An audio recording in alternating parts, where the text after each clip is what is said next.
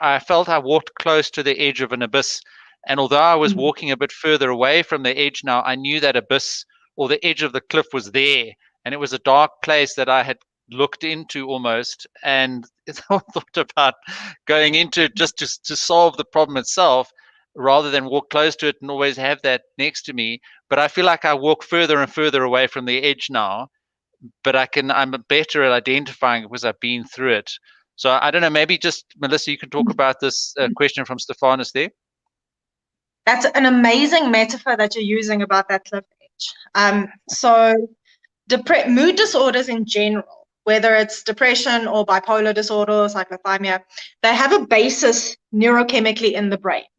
So clinical depression as diagnosed, it is based on observable symptoms, but there is a neurochemical basis, and it comes down to, for the most part, a dopamine receptor and dopamine deficiency. So dopamine is a happy hormone. Also serotonin, which is like your long-term satisfaction hormone. We don't have a lot of that. And often anxiety and depression go together. So there's increased cortisol and increased acetylcholine. So your adrenals are also involved in this. So it is very much a physical illness. It is very much like the flu. And the problem is you don't develop fewer receptors later on. This is something that happens from the get-go. As your brain develops, some people have the receptors they need and some people don't.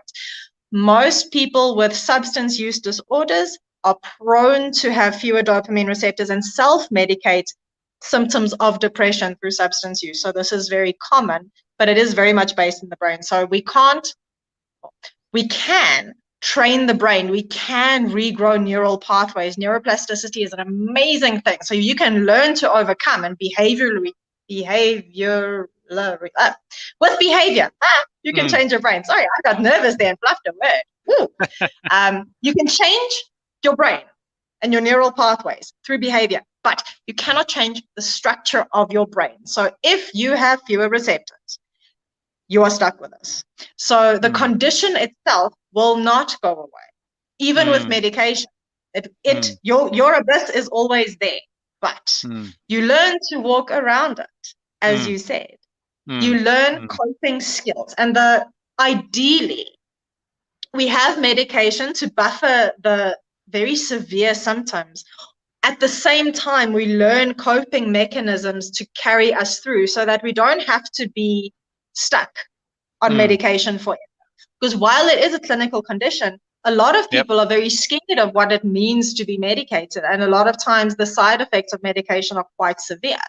So if we can buffer the initial intensity of the feelings to learn the coping skills, we know that the brain adapts to tolerance. So the more distress tolerance we endure, the better we become at dealing with it. So I now spot a depressive episode coming. I know what I need to do. Eat, sleep, hydrate, talk to someone.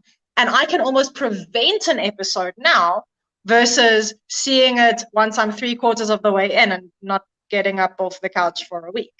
So you learn an incredible amount of self-awareness going through some counseling and also figuring out what works for you, because your depression might manifest differently to mine and my management looks differently. So there isn't one pill for everybody. There isn't one modality for everybody. You need to tailor make your management to suit your lifestyle, knowing that you'll be under more stress as a student, especially as a postgrad student in a post-pandemic world.